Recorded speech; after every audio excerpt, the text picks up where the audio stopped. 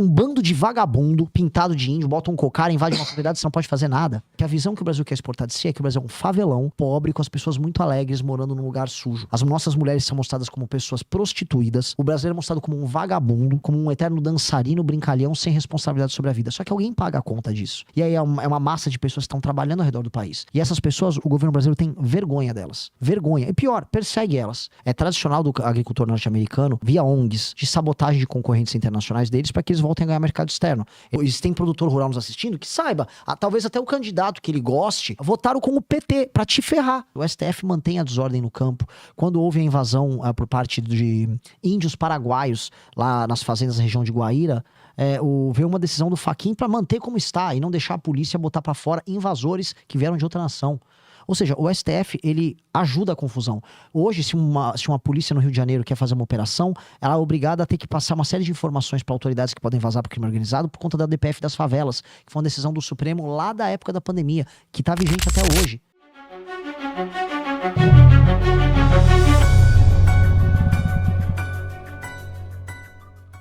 Renan Santos, pré-candidato à presidência do Brasil. O que te levou a ser pré-candidato à presidência?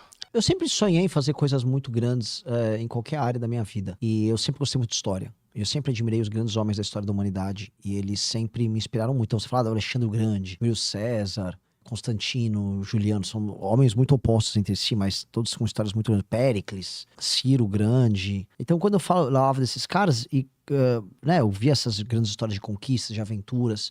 O próprio processo de descobrimento do Brasil, as grandes navegações, é como naquela época você pegar uma nave e ir pro espaço agora. Né? Você pegar um barco e cruzar o oceano com um barquinho de madeira é uma loucura. E aquelas pessoas fizeram isso. E você vê que é uma linha do tempo que conecta todas essas figuras a você. E você saber que você pode fazer a diferença aí no teu país, na tua cultura, nesse momento histórico, é uma coisa muito grande. E eu sempre vi isso como algo que eu ambicionava para deixar uma marca minha na história, alguma coisa nesse sentido. E aí, quando eu montei o MBL, a gente derrubou a Dilma Rousseff, fez as manifestações que a gente fez, foi uma alegria muito grande, porque eu falei, nossa, a gente tá conseguindo realmente fazer a diferença. Só que, para fazer a verdadeira diferença, não adianta a gente só protestar, a gente tinha que chegar no poder e implementar uma série de ideias, porque o Brasil é um país muito complexo e tem muita sabotagem. Você estava começando a falar do tabaco, o que você me apresentou hoje é apenas sabotagem pura e simples a um setor. Então, quando a gente olha assim, eu tô soltando um setor dos milhares de outros setores do Brasil que são sabotados pelo governo. Você olha e fala, cara, tem tanta coisa pra gente resolver, tanta coisa que tornaria o Brasil um país melhor e a gente não consegue fazer. Então, a minha vontade de entrar pra história é fazendo as coisas que precisam ser feitas. Você hoje, nos últimos dias, deu bastante entrevista em rádios da região, né? Então, eu vou ser com certeza o pré-candidato que mais entrevista deu. Tem dias que eu dou 6 entrevistas, 5 entrevistas. Hoje eu dei uma paulada. Então a ideia é realmente rodar o Brasil, dando entrevistas, falando com as pessoas, entregando as teses que a gente gosta de trabalhar. E, por exemplo, eu dei uma entrevista hoje numa das rádios aqui em Santa Cruz. E aí o G1 lá da Globo já pegou um trecho, já compartilhou e já tá rodando, já virou polêmica. Hoje as redes sociais também são uma ferramenta muito rápida e importante para levar a informação, né? A rede social é fundamental. Assim, minha pré-candidatura só existe por conta das redes sociais, isso é um fato dado. Bem, você está em uma visita ao Rio Grande agora, mais dias já, fazendo um percurso aqui pela região? Sim, eu faço viagens pelos estados do Brasil de mais ou menos 5 a 6 dias. Então no Rio Grande do Sul eu cheguei na sexta-feira, aí eu fiz um pouco de Porto Alegre, nós tivemos um show, fizemos um show no sábado e congresso nosso, um congresso bem grande em Porto Alegre no sábado, gravamos para Porto Alegre também sábado e domingo. A partir de segunda começamos a viajar aqui pelo estado, vamos até Caxias amanhã e passamos por Lajeado e tal, acho que é Venâncio. Sim, Venâncio. E também aí vamos voltar de Caxias, aí eu volto para São Paulo, de São Paulo eu vou para Belo Horizonte, aí já acaba Rio Grande do Sul. Mas eu vou voltar na campanha. Eu tenho outra questão agora, uma pergunta para você e gostaria que você respondesse da sua visão que você viu, tá? Recentemente o governo federal lançou a campanha Plante Comida, não plante tabaco. Foi inclusive um encarte onde havia uma criança sentada, um prato na frente dela com pitucas de cigarro acesas saindo fumaça. Então aquilo foi algo assim muito, vou te dizer assim, é algo que não existe. Nenhum pai de família vai colocar um prato com pituca de cigarro na frente de uma criança. Mas isso vendeu, para quem não conhece, como se nós realmente produzíssemos só isso. Hoje você, pela primeira vez, visitou uma propriedade que lida com tabaco. Qual foi a sua visão aqui? Gostaria da sua sinceridade. Do que você viu na nossa propriedade aqui? Eu vi uma diversificação de culturas, um uso de um plantio, vamos colocar, me corrija porque eu não sou do campo, tá? De uma rotatividade na parte da produção. Então, na área de mudas que você faz, quando você já não tá no período de plantar as mudas, você coloca hortaliça, você coloca pimentão, você me narrou como você fez isso. Mesmo na área de plantação, você também faz essa rotatividade até para proteger a terra. Sim. Então, eu vi isso acontecer com os meus olhos. Eu vi áreas da sua propriedade que são utilizadas para mandioca, para abóbora, vi laranja, vi de tudo. E você criando a sua própria subsistência ao redor dessa cultura. Vi tudo isso. Agora, eu vou ainda agregar mais um elemento. Eu acho muito engraçado quando a esquerda fala assim, nós não comemos dólar, tá? Nós comemos dólar. Quando você exporta o tabaco, que o tabaco, na sua grande maioria, ele é exportado, o que você traz para o Brasil é dólar. E dólar significa preço de alimento. Então, toda divisa que entra no Brasil baixa o preço do dólar e aumenta o preço do real. Quanto mais a gente exporta, mais a gente valoriza a nossa própria moeda. Quando a gente valoriza a nossa própria moeda, como o preço do alimento ele é mundial, a nossa capacidade de ter alimento na mesa de todo mundo aumenta. Portanto, quando você exporta, você produz e exporta tabaco, você está botando comida na mesa das pessoas. Porque você simplesmente está aumentando o poder de compra do brasileiro. Então, essas campanhas que essas pessoas fazem são campanhas de gente burra. Lógico que são mal intencionadas, mas são burras. São pessoas que elas iludem as pessoas com esse tipo de argumento vazio. Porque se a lógica fosse essa, então eu transformaria todos os brasileiros em agricultores. E a gente ficaria fazendo todo mundo agricultura de subsistência e adivinha, nós seríamos pobres e estaríamos não na idade da pedra, mas estaríamos, sei lá, no pós-neolítico, que era o que todo mundo fazia, todo mundo era agricultor. Hoje você tem uma coisa chamada divisão do trabalho. Então, com divisão do trabalho, mesmo países que não plantam nada, comem muito bem. Como é que eu vou explicar que o Japão, que é um país que tem uma plantação muito pequena, eu conheci inclusive o maior produtor de cebolinha do Japão, que é brasileiro, né? A produção alimentar no Japão é pequena. Eles importam grande parte daquilo que eles comem, mas eles são ricos porque eles estão exportando tantos bens que eles podem importar comida, tem comida inteiramente, todo mundo se alimenta muito bem. Então, óbvio que não é esse o caso, óbvio que esse exemplo que essas pessoas usam é absurdo. É um exemplo absurdo, é um exemplo de, posso ser ofensivo aqui, de retardado mental e de má fé. Então, o produtor, como você demonstrou, consegue produzir alimentos e produzir o tabaco junto. E 2, exportar tabaco diminui o preço da comida? Sim. Sim, porque tudo que põe dólar pra dentro e valoriza o real, faz a capacidade de todos os brasileiros comprarem comida maior. Por que não fazem isso com a soja? Eles fazem, eles só querem ver uma maneira de fazer. Esses são essas pessoas. Essas pessoas são cruéis e nós temos que destruir elas. E não tem que ter dó de falar que vai destruir elas. Eu sei que os diversos setores, eu converso muito com o setor do agro, tem que ser cuidadoso. Não, a gente é isso. Cara, no fim do dia, é guerra. Contra esses caras é guerra. E nós temos que vencê-los e ser implacáveis com eles. Porque o que esses caras querem fazer com todo o Brasil que trabalha e produz é sabotagem. Assim como eu tô conhecendo você como uma pessoa inventiva, engenhosa, trabalhadora, eu conheci em São Paulo, sei lá, donos de pequenas indústrias que criaram produtos sensacionais e que quebraram com o tempo. Eu cheguei a trabalhar, eu trabalhei com recuperação de empresas. E eu vi essas pessoas sofrendo porque o Estado brasileiro suga eles. E aí foi o sindicalismo urbano, foi os movimentos sindicais que hoje são ligados, já eram na época ligados ao PT. Então há uma política de sabotagem a todo mundo que trabalha e produz. E a política vai desde a propaganda oficial que esconde essas pessoas, que são as pessoas que pagam a conta do Brasil, até, no fim do dia, sabotagem na atividade produtiva. Nós temos que vencer essas pessoas. Nós temos que acabar com elas. Essa é a verdade. Pois é. Mas esse ano nós estamos com uma dificuldade no preço também, tá? A gente teve 4 anos bons na venda do tabaco. E agora, pro final dessa comercialização, estamos com preços bem abaixo. Isso reflete diretamente no bolso do produtor. Mas, no geral, nós estamos muito bem comparado a outros setores. E essa oportunidade que eu tive hoje aqui seria a mesma oportunidade de qualquer outra propriedade rural se tu pudesse visitar. Nós moramos num país agrícola, mas não temos o devido reconhecimento e valor pela nossa profissão, Renan. Exatamente. A real, assim, ó, o Brasil tem... O Brasil oficial... O que é o Brasil oficial que aparece na propaganda oficial? Se você lembrar a abertura da Copa do Mundo em 2014, das Olimpíadas de 2016, pessoas como você não são mostradas. O pequeno agricultor brasileiro não é mostrado. O agricultor não é mostrado. Na verdade, pessoas da região sul não foram mostradas. Na verdade, nada que não fosse uma favela, ou uma pessoa de cocar, ou uma pessoa fazendo capoeira, é mostrado. Porque a visão que o Brasil quer exportar de si é que o Brasil é um favelão, pobre, com as pessoas muito alegres, morando num lugar sujo. Essa é a versão. As nossas mulheres são mostradas como pessoas prostituídas, seminuas. O brasileiro é mostrado como um vagabundo, como um eterno dançarino, brincalhão, sem responsabilidade sobre a vida. Só que alguém paga a conta disso. E aí é uma massa de pessoas que estão trabalhando ao redor do país. E essas pessoas, o governo brasileiro tem vergonha delas. Vergonha. E pior, persegue elas. O que nós precisamos inverter é, o poder tem que ser dado para essas pessoas. E o poder tem que ser tirado de quem vende a miséria como se fosse algo bom.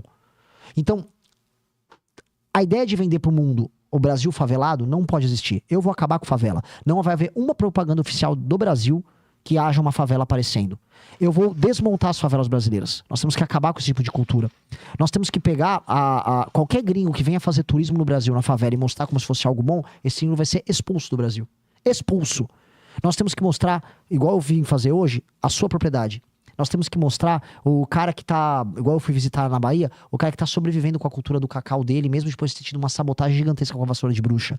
Eu quero mostrar... Pois é, essa questão, desculpa te interromper, eu estive semana retrasada em Olambra, em São Paulo, participando da Hortitec, e vieram pessoas aí participar da Feira do Sul de Minas, que acompanham o nosso trabalho.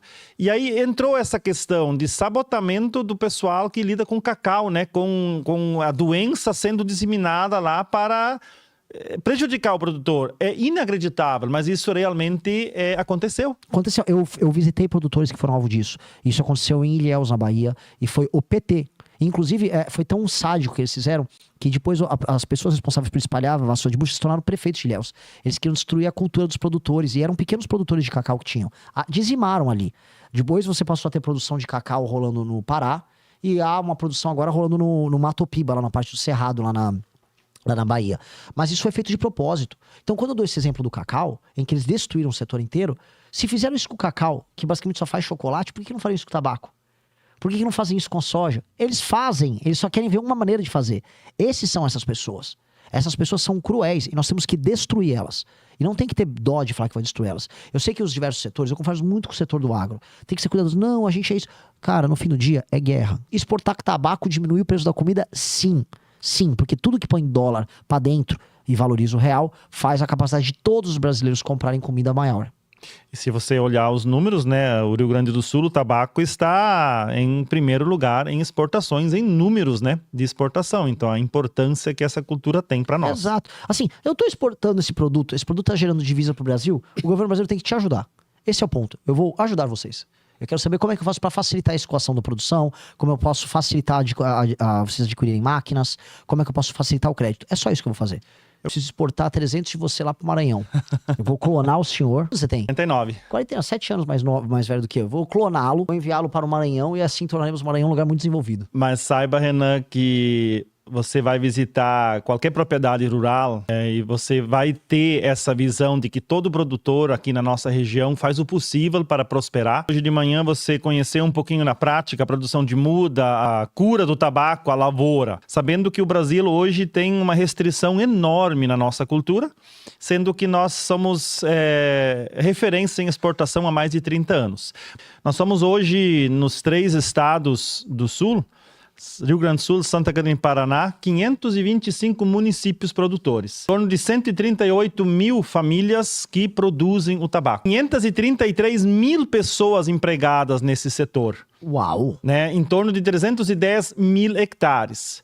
Então você tem uma noção da importância que o tabaco tem ao sul, principalmente, e gera esses empregos diretamente no campo. E quando a gente fala, que nem hoje foi lançado o Plano Safra mais uma vez. Sim. E quando você olha ali o segmento tabaco, você tem um monte de restrições. O que poderia se fazer para valorizar esse produtor que está inserido nessa cadeia produtiva tão bem organizada? De maneira muito clara. Qualquer setor brasileiro em que o Brasil ele é segundo, terceiro, quarto lugar em competitividade no mundo, ele tem que ser tratado com uma atenção hiper especial. A gente fala com muito orgulho dos aviões que a gente faz pela Embraer, que já concorre com a Bombardier e começou a concorrer com a Boeing. Então o Brasil é um dos maiores hoje na aviação. Eu tenho que olhar para esse setor em que o Brasil já está indo bem e arrancar todos os entraves dele. E não vou ver ninguém reclamar de eu arrancar entraves na produção de aviões, certo? Mesma coisa na produção de soja, em que a gente está alimentando cadeias inteiras pelo mundo com a soja. Quem vai querer ver restrição nisso? Agora, por que ver restrição no tabaco e que a gente é o número 1? No tabaco a gente é número 1 em exportação. A gente está alimentando mercados externos, a gente está falando de uma cultura que tem valor agregado. Mais que o grão seja muito importante, o tabaco tem valor agregado. E você me mostrou que você agrega valor no processo já na sua pequena propriedade. E aí, antes de ir para o fabricante, você já andou algumas etapas. A soja que a gente exporta do Brasil, nada contra os produtores de soja, mas ela vai crua. Vai, né? É um material sem nenhum tipo de processamento. Você já faz um pré-processamento das folhas aqui. Então, deixa valor agregado e também trabalha com as propriedades menores, o que trabalha com a agricultura familiar e também, imagino eu, deve ter algum grau de cooperativismo também no setor. O que me espanta é por que a gente tá falando em agricultura familiar, pequena agricultura, diversificação em diversas regiões ao redor do Brasil, concentrado no sul, mas também indo pro Nordeste, o governo brasileiro não olha com carinho pra isso. Aí vai falar, não, mas porque o tabaco acaba trabalhando com um produto que gera externalidades, né? Beleza, mas se o produto tá sendo exportado, a externalidade não é nossa. É um chinês que tá fumando, se tem um cara na África, se tem uma empresa na Europa, ora, não é problema nosso. Não é problema nosso. São adultos que estão fazendo uso disso. É um produto conhecido mundialmente. Então, não é que é sobre o tabaco. É porque como o tabaco você consegue criar uma narrativa negativa sobre ele, como tudo que a esquerda está no poder, ela age, é contra a agricultura brasileira, com o tabaco ela consegue ter melhores argumentos para tentar ferrar o setor. Se, por exemplo, olha, a soja vai te dar câncer, na hora eles vão tentar criar meios para quebrar o setor de soja. Como fazem com a carne. Estudos e mais estudos, campanhas e mais campanhas. Inventaram que você ter, vamos dizer, rebanho bovino, você aumenta o efeito estufa. Quando os caras conseguem uma argumentação contrária, eles vão contra mesmo. E é uma tentativa clara de sabotagem. Então, eu acho que eles apenas encontram argumentos mais convincentes para atrapalhar um setor, porque a função deles como um todo é atrapalhar a agricultura. O Brasil não ocupa nem 10% da área para áreas agrícolas. Aí você pega a Europa, em torno de 50% ou mais que 50% para áreas agrícolas. Mas apontam o dedo sempre para o Brasil como o grande vilão. Somos, na verdade, um grande fornecedor de alimentos para o mundo. Essa história me dá muita raiva. Vou te contar um negócio. Eu tive uma reunião com embaixadores, mundo todo, 60 embaixadores na quinta-feira. Uma reunião pública, eles foram me sabatinar. E na sabatina eu pude falar isso pros europeus. Pode, né? Em inglês o termo é preaching, né? Que é ficar pregando, né? Eu falei, vocês ficam preaching us, né? Vocês ficam dando aulinhas pra gente sobre como se comportar em termos ambientais. Sendo que, do ponto de vista ambiental, a gente tem um código florestal muito mais avançado que o deles. A gente preserva a mata ciliar no Brasil, lá na Europa não preserva. Você vai pegar um rio, eu vi isso em Portugal. Né, as vinhas, as plantações de uva vão até o rio, até a beira do rio. Aqui no Brasil, o produtor vai preso se isso acontecer. Sim. É um inferno pro produtor trabalhar. Então, ele preserva a mata ciliar, você tem que preservar cotas mínimas de floresta nativa. Já estão falando de corredores para passagem de fauna e tal. E lá na gringa, não precisa fazer absolutamente nada disso. E eles vêm dar aula pra gente. É um absurdo, a gente não tem que aceitar essa aula deles. Eu falei pra eles, vocês não vão mais ficar vindo dar aula aqui. Houve um evento que é a COP30, lá em Belém do Pará. Belém é uma cidade que, a cidade em si, é um crime ambiental. Belém é inteira favelizada, Belém não tem saneamento básico, todos os rios aí estão altamente contaminados, os lençóis freáticos são contaminados, porque o esgoto basicamente é largado ali, e reuniu um monte de europeu, ficar dançando lá, uns carimbó, umas músicas locais, e comemorando que eles estão ajudando o nosso meio ambiente. Não estão ajudando nada, eles estão apenas sabotando a nossa produção. Então isso é uma coisa que a gente não pode permitir que façam conosco. Eu acho que o Brasil, ele se diminui demais quando ele permite que venham, vamos dizer, figuras de outros países dar lição de moral na gente. A gente não tá, vamos dizer, numa posição de aceitar isso, e eu acho que o Brasil tem que se dar o respeito. Nós temos que começar a se dar o respeito, porque boa parte da pressão que surge sobre nós, a pressão que nós aceitamos. Se os Estados Unidos aceitam essa pressão sobre os produtores deles, se a China é o maior produtor de frutas do mundo, vê se ficam, desculpa o termo, dando regra pros chineses, australianos. A gente que deixa. E aí se você olhar os números, o Brasil exportou no ano de 2024 562 mil toneladas de tabaco. Só que se você olhar os outros países, China, Zimbábue, Índia, Estados Unidos, Tanzânia, Malawi, todos eles também exportam. E a gente vê, nós participamos da COP11, que outros países incentivam o seu produtor a estar plantando e a exportar.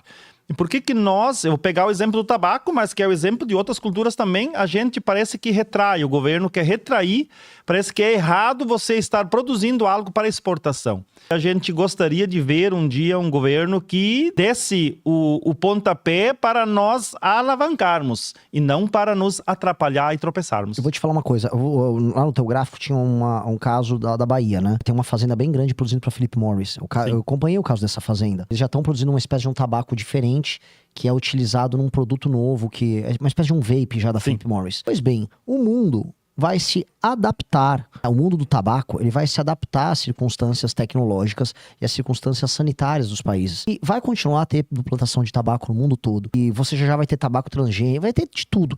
Então, ao invés da gente perder a posição de maior fornecedor do mundo, que tal a gente se adaptar à tecnologia, gerar valor agregado aqui mesmo no Brasil, continuar exportando, continuar ajudando o agricultor? Eu não consigo entender. É que assim, eu volto a colocar, é natural que essas pessoas que estejam tocando esse tipo de perseguição, vou falar, tá? O PT sempre foi um partido formado por fumantes, intelectuais fumantes de esquerda. Óbvio que isso é apenas argumentação, pra eles é uma argumentação funcional pra sabotagem de um setor. Apenas isso. E eu acho até cômico, vou até te comentar. É até cômico que essas pessoas depois vão passar férias em Cuba e vão ficar fumando charuto em Cuba. Eu acho a coisa mais cômica. Aí eles pegam um charutão, né, um charuto, um enroladão de folha de tabaco cubano, fumam e achando a coisa mais linda do mundo. Eu acho que tudo isso é de uma hipocrisia. Como pré-candidato a presidente da República, que eu posso falar. Vou tirar todos os embargos que tem nesse setor. Os embargos. Embargos para compra de maquinário, embargos para crédito, tudo isso. O setor tem que funcionar. Se tem valor agregado, isso significa que é uma atividade ligada à agricultura que vai gerar uma renda média maior pro agricultor, especialmente pro pequeno agricultor. Então, qual é o lado negativo dessa história? Se eles quisessem argumentar apenas, não, mas o mercado está sendo exportado a maior parte disso. Outra coisa, pro mercado interno, existe o cigarro? Ele tem um preço mais caro, não sei o que, existe o Sistema Único de Saúde? Ok, vamos evitar o contrabando. Proibir o contrabando como ele existe no Brasil hoje. Mas agora vai estar ajustando ali e se isso começar a valer, a carteira de cigarro mais barata vai estar custando mais de R$10. E aí, mais uma vez, o contrabando se beneficia com essa situação, né? Sim, exatamente. E, na verdade, o contrabando tá dando risada dessa história toda. Você me explicou hoje, né? Aqui a questão climática, bioma e tal, ela é muito bacana pro produtor local. Agora, eu imagino que a gente deva ter concorrência externa, por exemplo, dos Estados Unidos. Sim. Os Estados Unidos adoram esse tipo de sabotagem. É tradicional do agricultor norte-americano políticas via ONGs, de sabotagem de concorrentes internacionais deles para que eles voltem a ganhar mercado externo. Eles têm problema com o Brasil na soja, eles têm problema com o Brasil no milho, eles têm problema com o Brasil na carne. Nos 3 casos, são os americanos que fazem uma campanha, que é o agro-americano que faz um lobby internacional para dificultar o trabalho nosso. E a gente cai nesse truque. O Brasil sempre cai. Então, assim, eu não duvido, sendo muito sincero, que haja um trabalho de lobby internacional, porque isso acontece. Eu conversei com a Confederação Nacional da Agricultura, e quem quiser dar um Google nisso, é só procurar pela campanha Farms Here, Forests There, que significa fazendas aqui, florestas lá. Em que eles, né, as associações de fazendeiros dos Estados Unidos trabalham para preservar as florestas aqui, enquanto eles ficam com as fazendas lá. É apenas uma destruição econômica de um adversário. Então é um discurso sofisticado e é um trabalho de sabotagem sofisticado que é feito contra nós. Isso não será aceito no governo nosso. A média de renda dos fumicultores, né, do produtor de tabaco, ela é bem acima do que a média de outras questões. E aí você quer tirar uma cultura que é rentável, você quer dar o quê para essas pessoas? Você quer dar uma assistência também em dinheiro e manter eles assim? Eu acho que isso é totalmente errado, né? Quando a gente tem uma cultura que é próspera, e automaticamente teriam outras culturas que seriam também muito viáveis, só que a gente às vezes não tem esse apoio como deveria. Sabe o que eles querem? Eles querem vocês endividados. Eles querem que vocês percam a propriedade de vocês, endividados. Que se você tem uma cultura rentável, significa que você consegue pagar os seus financiamentos, que você consegue fazer os investimentos, você consegue manter sua propriedade. Vocês querem vocês endividados, eles querem que o banco leve depois, eles querem colocar as fazendas e os sítios das pessoas depois num programa de reforma agrária. Aí eles vão colocar umas pessoas que não têm nenhuma cultura de campo e eles vão favelizar o campo. Eu já rodei o Brasil em inúmeros assentamentos. Não tem produção aquilo é uma favelização do campo. E é isso que eles querem, porque eles são inimigos de quem trabalha e produz. O trabalho deles é o trabalho de sabotagem pura e simples. E sim, eles gostariam de ver um homem como você, que é um homem capaz, mendigando por uma assistência. É isso que eles fazem com as pessoas no Nordeste. Eu vi isso. E olha só, eu vi pequenos produtores lutando, ralando para trabalhar. Mas quando é difícil e o governo tá ali dificultando, você acaba uma hora cansando. Eu vou mostrar pra vocês como é que o PT destruiu o cacau aqui na Bahia e como a gente pode fazer para recuperar o setor.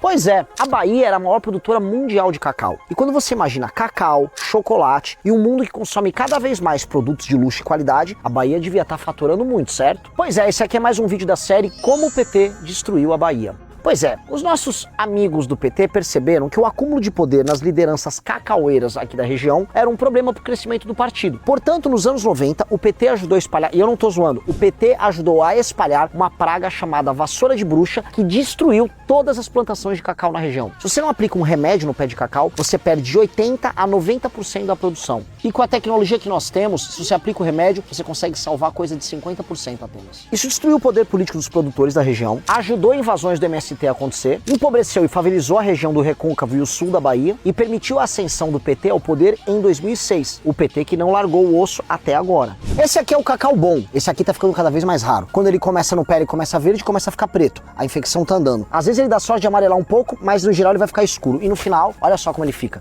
um cacau completamente podre, que não serve pra nada. Com a destruição da indústria cacaueira aqui, as pessoas passaram a viver de Bolsa Família. Quem tá no Bolsa Família não quer trabalhar com o pouco de produção que restou. O lugar ficou pobre, pobre depende de vagabundo do PT te dando assistencialismo e os municípios da região dependem de dinheiro tirado de outros estados. Ou seja, a Bahia ficou mais pobre e o Brasil ficou mais pobre. Um detalhe, sabe o cara que ajudou a espalhar a vassoura de bruxa aqui? Chegou a virar prefeito da cidade de Itabuna. Nossa função aqui não é apenas acabar com essa praga. E eu vou colocar como presidente da República tanto a Embrapa quanto as universidades públicas especialistas em agro buscando uma solução para esse tema. A verdadeira praga que eu tenho que tirar ao fim é a praga do PT. A mesma praga que sabotou e acabou com o cacau aqui na Bahia e que tornou esse estado um dos mais violentos e mais pobres do Brasil. Concorda comigo? Então já compartilha esse vídeo. Meu nome é Renan Santos e eu sou pré-candidato à presidência da República. As pessoas saem das propriedades delas, não mantêm a tradição de pai para filho. Né? Você tá aqui na 4ª geração, você tá me Eu sou a narrando. 3ª e minha filha é a 4ª geração. Eles querem quebrar essas tradições. Veja, a destruição do vínculo entre o homem e a terra é uma das maneiras mais simples e trágicas de você destruir uma determinada cultura. Você destrói as tradições dessa cultura quando você faz isso. E, bom, eles estão com esse trabalho já há bastante tempo. Então, nós temos que quebrar, na verdade, a lógica de trabalho deles. É uma lógica de sabotagem. Eu sou uma pessoa do campo político, ou seja, atuo politicamente, fiz uma faculdade de direito em que eu convivi com grandes cabeças da esquerda brasileira. Eu entendo a lógica deles. Eles pensam em guerra o tempo todo. Tudo é um xadrez e é um campo de batalha, porque tudo pra eles são relações de poder. Não tem a ver... Você não vai mostrar os números da produção de vocês, e é impressionante, o Brasil em primeiro e tal. Eles não ligam. Eles não ligam. É irracional. Porque o que eles ligam são sobre as relações de poder que eles podem criar. E mais, se for favorável pra eles ter a turma deles produzindo tabaco, eles vão produzir e vão falar que é bom. Repara que quando eles falam da produção do MST, sempre a produção é boa. É legal, é orgânico, é melhor. Sim. Quer dizer, se o agricultor é o agricultor deles, o agricultor é bom. Se o agricultor não é deles, o agricultor não é bom. Se o produto do agricultor que não é deles é melhor do que o produto do agricultor é deles, passa a ser ruim só porque eles vão falar que é ruim. É assim que essa gente funciona. Então a gente não pode dar quartel na batalha contra esses caras. E o que você falou ali, nós temos um exemplo nítido na região já nesses últimos anos. A colônia está ficando velha na nossa região, eu acho que isso não é diferente em outros lugares. Porque muitas vezes os filhos saem, vão para a cidade, os pais continuam, chega a certa idade, eles vão parando automaticamente e as propriedades vão parando de produzir. Isso já é fato. Daqui a alguns anos nós vamos ter problemas em termos produtividade, porque está acabando essa parte de pessoas que estão trabalhando. E isso vem de anos onde incentivos não houve, onde houve dificuldades. E aí para tu retornar, fazer voltar, isso não é da noite pro dia, leva anos. Posso dar uma opinião minha de um cara distante do universo do campo, mas dentro do universo de coisas que eu gosto de discutir? Eu conheci você hoje, né? Rapidamente eu consigo perceber, e esse é um dos meus fortes, talentos nas pessoas, né? Inteligência verbal, capacidade de trabalho, inventividade.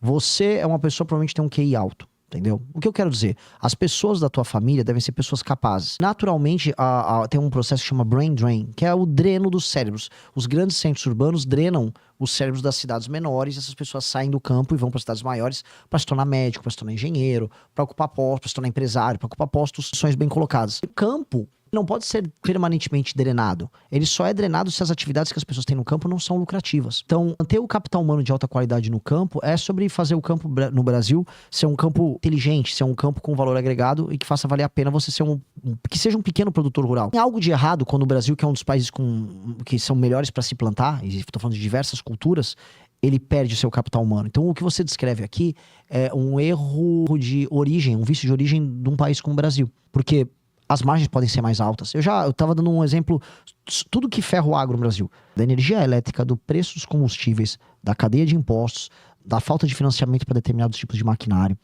vai para a falta de infraestrutura, falta de uma indústria nacional de fertilizantes. Então, sem eu entrar, por exemplo, num novo plano safra, tem todos esses elementos que incidem e que se você pegar o que você pode gerar de margem em atuar bem, como qualquer outra nação de primeiro mundo atua, você poderia transformar o campo em algo muito mais rentável. E ele só não é mais rentável porque a gente não ataca sistemas. Então por que eu tenho que comprar fertilizante da Rússia ou do Irã? Porque boa parte vamos dizer, da matéria-prima do fertilizante vem da Rússia e do Irã, que estão em guerra. Ora, eu poderia ter aqui, o Brasil tem matéria-prima para isso. Agora, essas ONGs internacionais não deixam. A gente não consegue investir em infraestrutura que a gente só gasta com custeio por parte do Estado. A gente não consegue investir em infraestrutura energética. Hoje é um inferno, mesma coisa. O licenciamento ambiental você precisa, é um caos. É um caos. Tudo é caótico. O dinheiro é caro porque o governo gasta mal, os juros é alto. Você não tem linhas de financiamento para aumento de produtividade. Então tudo aqui é infernal. Se você tira esse elemento infernal, a quantidade de margem que vai sobrar, e essa margem vira reinvestimento. Reinvestimento aumenta a produtividade. Produtividade aumenta a lucratividade. Lucratividade aumenta o reinvestimento. Aumenta ganhos em cadeia. A gente poderia estar tendo essas pessoas, que são, vou dar um exemplo dos teus familiares, que poderiam estar aumentando essa atividade produtiva no campo, aqui no campo. Só que não, isso não acontece. Acabam procurando a cidade porque eles acabam tendo, vamos dizer, expectativas de desenvolvimento humano melhor na cidade. E, Renan, eu recebi aqui uma mensagem de um produtor de arroz. O arroz também passa por uma dificuldade muito grande. E qual a tua visão, né, quando a gente tem o arroz aqui no Brasil e a gente viu um tempo atrás, eu acho que não se confirmou, porque deu uma repercussão muito negativa. O governo queria importar arroz, sendo que nós tínhamos aqui. Mais uma vez, boicotar um setor que é promissor, produtivo. Porque o governo queria fazer populismo nos preços dos alimentos sem ligar para o produtor rural. Porque o governo sempre quer fazer isso. Porque havia alguns momentos do governo Lula em que ele queria, preocupado com a tal da carestia, com o aumento dos preços, e porque ele não conseguia aumentar a popularidade dele, ele precisava fazer esse tipo de medida. E ele não liga. Já aconteceu também com o produtor de leite. O produtor de leite ele tem uma concorrência muito grande. Às vezes a gente atacar, vamos dizer, os custos, como eu citei aqui, todos os setores brasileiros só padecem de problemas logísticos, problemas de custo, problemas de fornecimento de dinheiro, né, problemas de crédito e problemas tributários. Todo mundo, isso aí incide sobre ele. Em vez do governo atacar isso vai fazer com que o preço do alimento fique mais barato como todo, o governo não ataca. O governo procura o paliativo. Então, isto acontece recorrentemente porque o governo está preocupado apenas com a fama, com a popularidade pro governo. O governo é sujo nesse ponto. O governo não liga. Então, eu acho que o produtor tem que ter uma perspectiva sobre a postura de todos os governos, mas em especial dos governos do PT. Porque o governo do PT, depois, ele meio que foi largando mão disso. Sabe o que ele foi fazer, que ele achou mais fácil? Dá um botijão de gás, dá energia elétrica de graça, você joga isso no preço do botijão de gás para todo mundo que compra. Então, a pessoa mais pobre que recebe botijão de gás, ela acha que tá de graça aquilo, mas aquilo tá incidindo sobre o gás dos outros. A energia elétrica vai ter aumento da tarifa, porque o CDE, aquele valor que atinge a tarifa de energia elétrica de todo mundo que tá nos assistindo, vai aumentar. É isso. A conta de luz tá aumentando para todo mundo. Então, foi uma maneira do Lula fazer esse populismo de outra forma. E eles vão sempre fazendo isso. Pois é uma coisa que eu nunca consegui entender. Nós temos placas solares há 3 anos na propriedade, foi um investimento muito bem feito. E nós entramos naquela última fasezinha ainda, porque depois disso, gradativamente, você vai perdendo esse benefício que você tem com as placas. Por que hoje não há um investimento mais em cima de baratear isso e incentivar mais pessoas a terem isso na sua propriedade, na cidade? Tanto se fala em energia limpa. Podemos produzir ela na propriedade, na casa, na cidade, qualquer lugar. E hoje temos altos impostos sobre essas placas. Que o governo quer fazer e atender o lobby do Centrão, e o Centrão hoje é dono do setor de energia no Brasil. Quando houve a privatização da Eletrobras, a gente votou à época contra. Não porque a gente é a favor da Eletrobras ser privada. A gente não é contra, a gente é a favor que seja privada. Mas a forma como foi feita a privatização permitiu que o Centrão tomasse o setor de termoelétricas. Vou dar um exemplo. Sabe o Kassab, o presidente do PSD? Um parente dele é dono da termoelétrica aqui do Rio Grande do Sul. O pessoal sabe disso?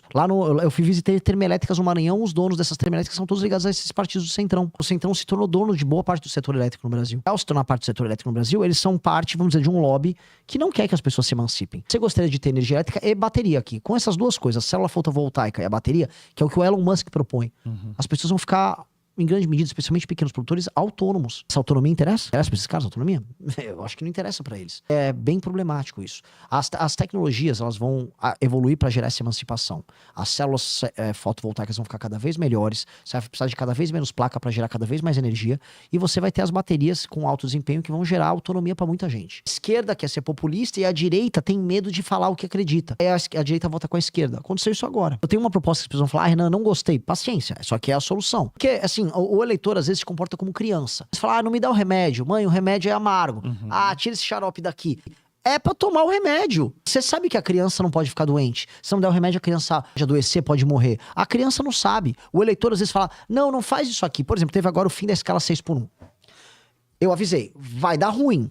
Não existe num país que está empobrecendo como o Brasil, você vender para as pessoas daí que você vai trabalhar menos e ganhar mais. Que é isso, quando você reduz a hora trabalhada e mantém o mesmo valor mensal, você vai dizer que o valor por hora aumentou, certo? É um cálculo básico de matemática. Sim. O país está diminuindo a produtividade. Ele está perdendo espaço nas cadeias globais de produção. Isso aqui é impossível. O que vai acontecer? As pessoas vão para a informalidade, as pessoas da informalidade vão ter que trabalhar mais. E aí o governo iludiu elas. Pois bem, eu avisei, vai dar ruim. Todos os outros pré-candidatos a presidente, nesse caso todos, e se tem produtor rural nos assistindo, que saiba, talvez até o candidato que ele goste, ou que ele defende hoje cada vez mais tampando o nariz, votou e foi favorável ao governo. O governo Lula, votaram com o PT, pra te ferrar. E aí o produtor vai ficar: não, mas veja só, o caramba, o Brasil não ama o Brasil. Porque quem ama, cuida. Quem ama é igual ama um filho. Ó, não vai poder brincar de, sei lá, pé descalço na chuva que você vai ficar doente. E as pessoas querem fazer o quê? Populismo. É populismo o tempo todo. Então eu fui contra essa questão do fim da escala 6x1.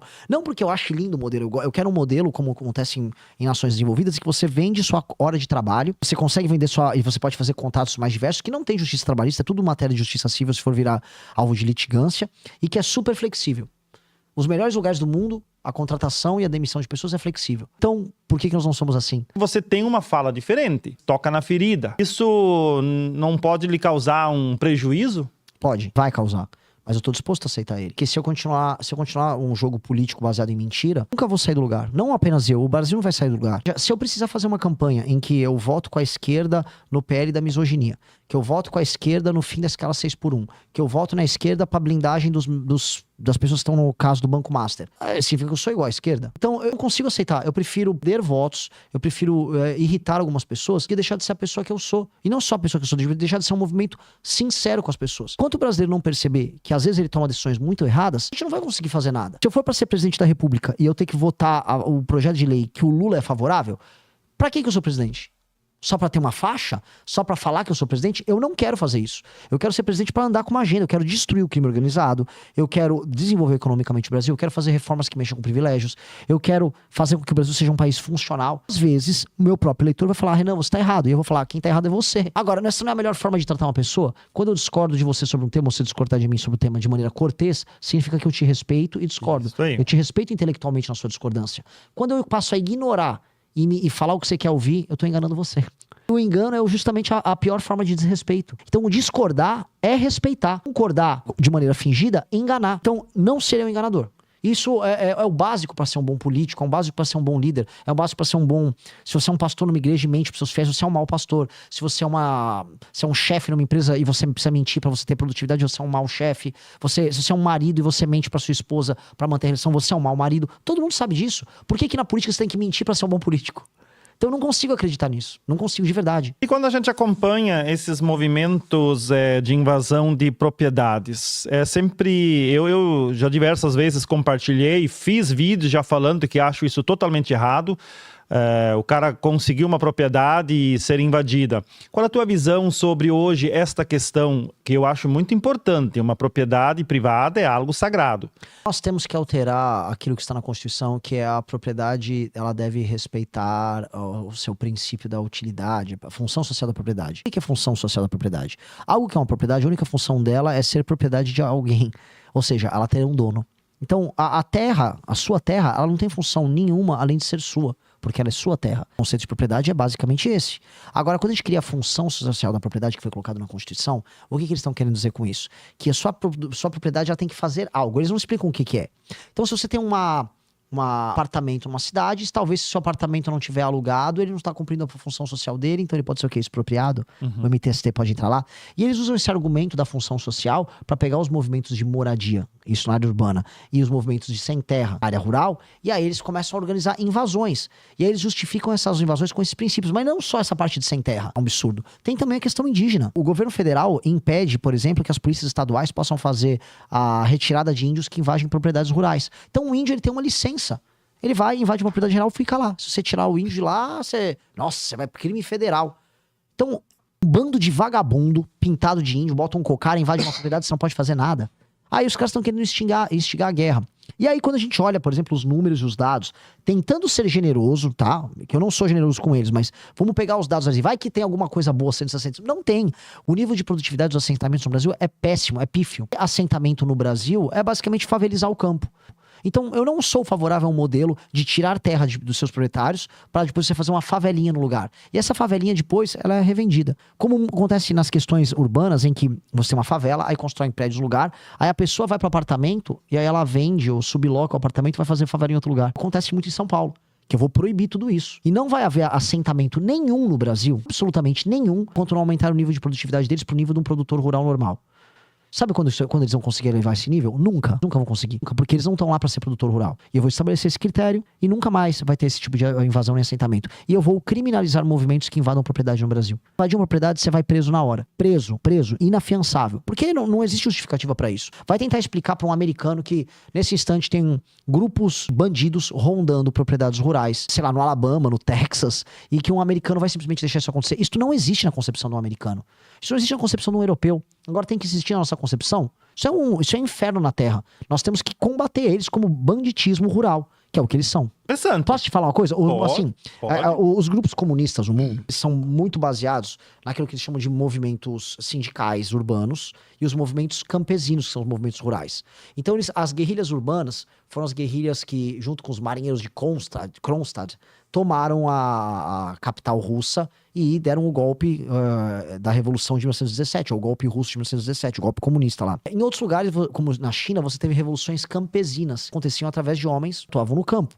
O movimento do Sem Terra é um movimento socialista de guerra civil no campo. Não é um movimento fundiário, é um movimento de violência no campo. E esse tipo de movimento de violência no campo tem que ser combatido como tem que ser. É um movimento de inspiração comunista. E ele usa a violência como sua base de ação. Nós exportamos hoje o tabaco, Renan, para mais de 100 países, tá? Então, 41% vai para a União Europeia, 3% leste europeu, 8% para a África, 36% para o Extremo Oriente, 6% para a América Latina e 6% para a América do Norte. Você já tem uma exportação pronta, né? Mais de 100 países compram o nosso tabaco. Então, isso deveria ser incentivado. Nós temos o mercado já, nós não precisamos procurar ele. Nós temos ele pronto, só manter essa competitividade.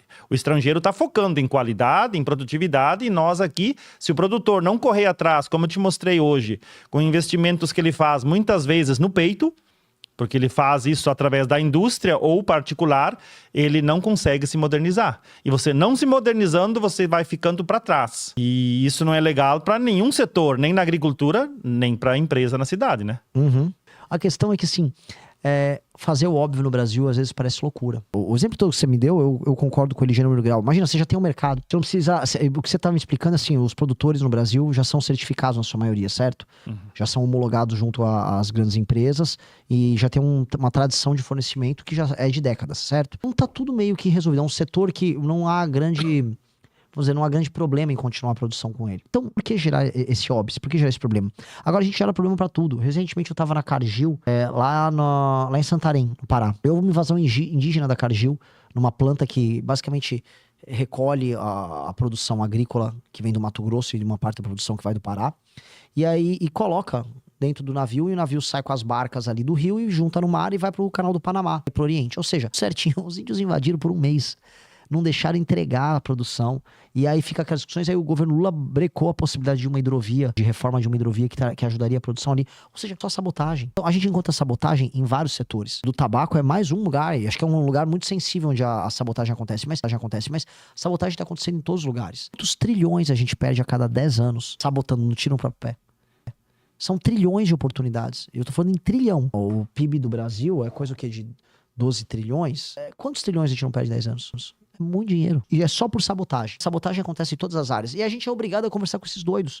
Então vai vir uma pessoa, um guerreiro, um ambientalista, um representante indígena. Sempre alguém que tá tocando essa sabotagem. E nós temos que brecar a sabotagem deles. Uma pergunta aqui, eu espero que a gente não seja processado amanhã. O cara pergunta assim, qual a sua visão sobre o STF? O STF é uma entidade hoje anômala, ele não cumpre mais suas funções, ele virou um poder em si, ele é extremamente autoritário e ele está envolvido em escândalos de corrupção. Como está funcionando hoje, ele tem que ser brecado. E tem que ter um presidente da República que não tem rabo preso com o STF, que não tem escândalos e medo de mexer na ferida para mexer na ferida.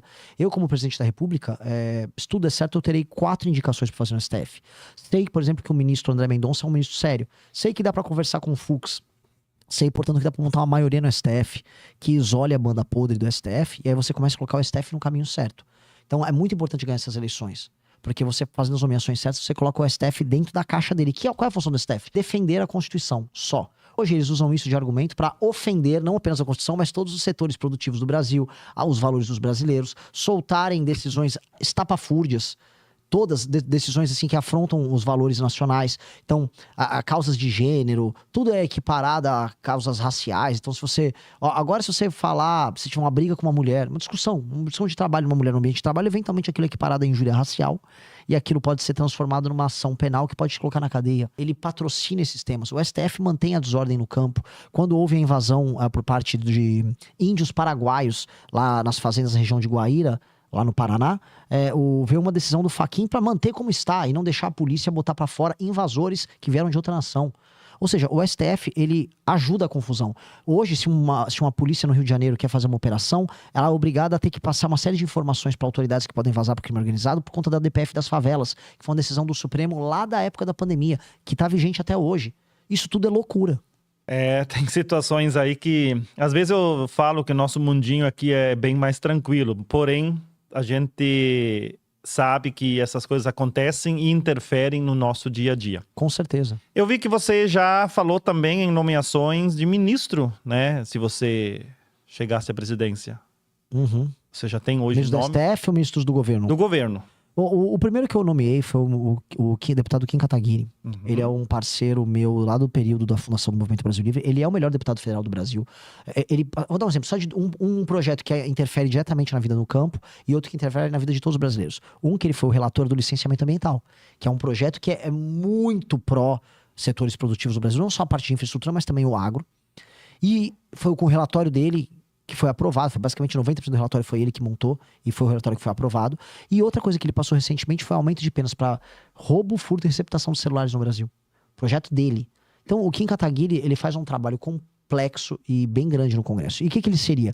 Ele vai ser o meu ministro de reforma do Estado, que é um ministério que vai ter inúmeras funções. Eu vou colocar Previdência, eu vou colocar Ministério do Trabalho, Ministério das Cidades, Ministério do Planejamento, tudo abaixo dele.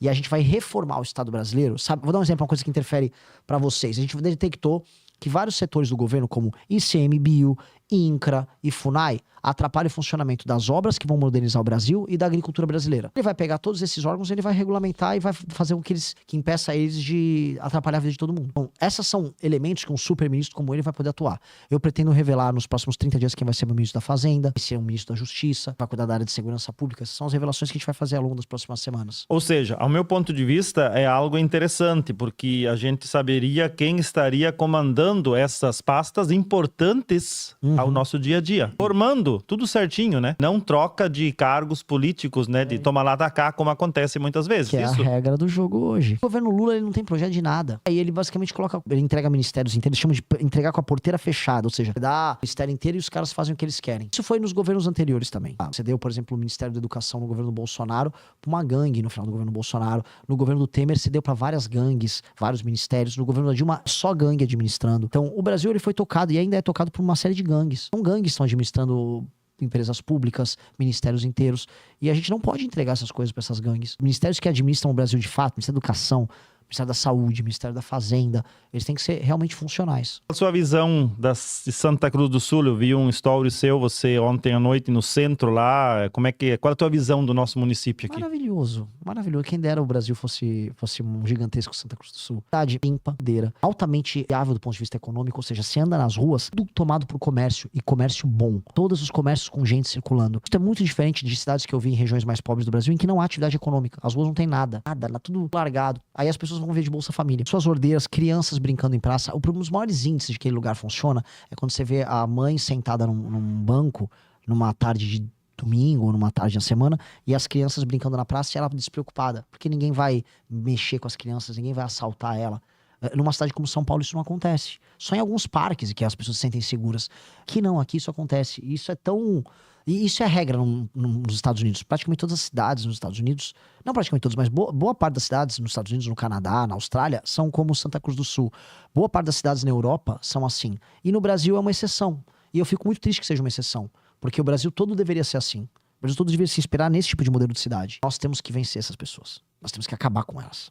Essa é a verdade. Pois é, nós teríamos um dia inteiro de conversa. A gente fala aqui muito do agro, mas você também tem projetos bons para a cidade, para a indústria, né? Para quem lida com o comércio, que seria uma outra questão, né? Mas provavelmente também tem esses assuntos muito positivos. Óbvio, óbvio. Assim, desde a desfavelização das nossas cidades, a destruição total e completa do crime organizado, desde reformas de competitividade que façam que trabalhar e produzir no Brasil seja bem mais fácil do que realmente é para todos os setores. Desde o aumento da infraestrutura, desde o uso das terras raras para trazer cadeias produtivas, desde a gente olhar para o nosso agro e falar como eu subo a cadeia. Vou te dar um só exemplo sobre o café, para falar de agro. O Brasil é o maior produtor de café do mundo, mas o Brasil não fatura mais o café do que outras nações. Qual a maior marca ligada a café do mundo? O principal branding que vai vir na cabeça. Vamos ver 2.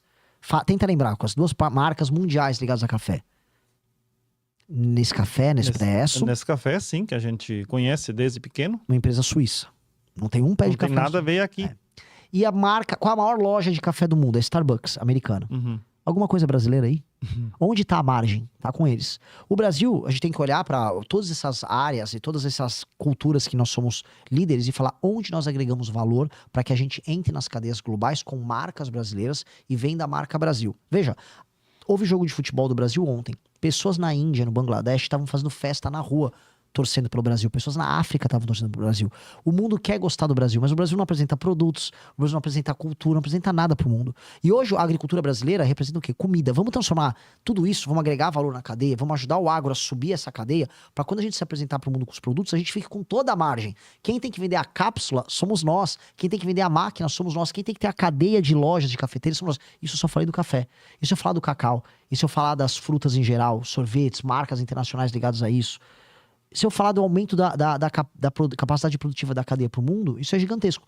A do tabaco é uma que a gente já tem o valor sendo agregado aqui. Você tem lugares que fazem o cigarro, fazem a cadeia completa aqui dentro. Sim. Que deixa também Mas nós temos uma situação, hoje se fuma muito a nicotina em si, o líquido e tudo mais. Uhum. E a Anvisa, eles proíbem que nós possamos produzir e exportar isso. Nós poderíamos estar produzindo isso aqui e exportar. É sério? Isso não pode ser. Não pode. Não pode ser consumido aqui, né? Os cigarros eletrônicos. Mas tentaram que a indústria conseguisse. Eu até não tenho agora os números em mente, mas não sei quantos empregos e quantas divisas em impostos não iam gerar. Seria exportado. Sim. E não foi liberado. Tem um produto que, quando eu estive na Suécia, o produto surgiu nos países nórdicos, chama snus. Não sei se você já chegou a ver isso. Bom, você trabalha no setor, já deve ter ouvido falar. É um mini pacotinho de um tecido que vai dentro do tabaco, que as pessoas colocam ele na gengiva. Todo mundo usa isso, Suécia, Dinamarca, Noruega, aí virou agora moda nos Estados Unidos. O Brasil tinha que produzir isso. Tem valor agregado gigantesco. Vendem numa latinha bonita, vendem essas cápsulas. O Brasil podia ser um dos grandes exportadores globais. A margem é altíssima. Sabe quem tá querendo produzir isso agora? Eu vi. Argentina. E aí a gente vai tomar um bypass da Argentina, porque a gente simplesmente não pode produzir isso aqui. Que é outro exemplo de um outro subproduto do tabaco capaz de ser exportado e que a gente perde a possibilidade. É desesperador. Pois é, a nicotina líquida, ela pode ser feita artificial, com produtos não do tabaco. E nós poderíamos estar produzindo ela com o tabaco, agregando valor, quem sabe vender um produto a mais, mas enfim, são questões aí. E finalizando agora a nossa transmissão, Renan, um recado final aí, sinta-se à vontade a usar o nosso espaço aí para... O recado para mim é bem simples. Sempre sonhem mais alto e imaginem que dá para construir coisas muito maiores do que vocês são capazes de fazer. Isso não é exatamente motivacional. A gente no Brasil está discutindo sempre sobre o menos pior. Sempre, não, pelo menos não é fulano, pelo menos não é cicrano. E na verdade a gente pode ser uma das 5 maiores nações do mundo. Quando a gente é bom numa área, raramente a gente não é um dos 3, 4 melhores do mundo. Falei, de áreas tão distintas como avião. Já fomos alguns dos maiores produtores de carro do mundo. A indústria automotiva aqui no Brasil sempre foi muito competitiva até os anos 90. Você citou aqui tabaco, vamos pegar milho, vamos pegar soja. Quantos outros setores a gente não podia estar disputando o primeiro lugar? Agora, a gente se esquece disso e só se preocupa em disputar o primeiro lugar no futebol. E ainda fica frustrado que não consegue mais. Nós podemos ser muito grandes, nós podemos ser uma das 5 maiores nações do mundo, capaz de destruir crime organizado, de pacificar nosso próprio continente, de sentar na mesa com as maiores lideranças globais, de ter marcas globais. A gente pode ser um país muito brabo, só que a gente tem que querer ser. Então, quando eu falo assim, tem pessoas que te acompanham aqui, são muito do universo da agricultura, eu vi aqui pelos comentários, a mesma missão que eles têm em construir a propriedade deles, construir a cultura deles, na vida pessoal e profissional dele, tenha com o seu próprio país. Se você não pensa no menos pior na hora de contratar uma pessoa para trabalhar com você, ou na hora de produzir, não pense no menos pior na administração no seu país. E eu sou a melhor pessoa que tem hoje para essas eleições. Eu falo com toda tranquilidade, eu estudei muito mais do que os outros, eu trabalho há 12 anos com isso, eu nunca me envolvi em absolutamente nenhum escândalo de corrupção, sou uma pessoa de classe média, que vivo de maneira frugal, nunca andei em jatinho de ninguém, leio muito mais do que os demais, estudo muito mais do que os demais, estou sempre à procura das melhores ideias para o melhor país. Então, levem isso em consideração, dá para sempre ser melhor, vamos tentar sempre ser melhor, é só isso que eu digo. Gostou desse vídeo? Se inscreva em nosso canal e nos ajude curtindo e compartilhando.